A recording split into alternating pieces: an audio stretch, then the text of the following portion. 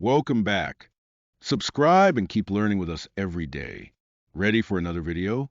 Let's go. One day, an Amish boy and his father went to the mall for the first time.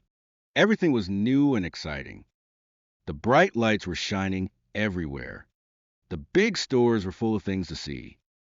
There were many people walking around. But one thing amazed them the most. They saw two shiny silver walls. These walls could move apart and then slide back together again.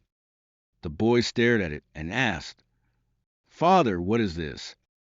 His father, who had never seen an elevator before, shook his head and said, "Son, I have no idea. I've never seen anything like this in my life."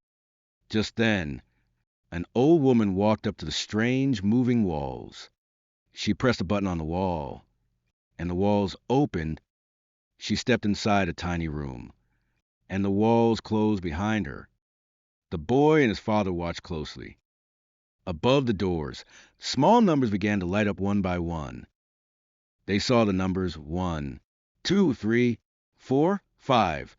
They were counting up. Then the numbers started counting back down.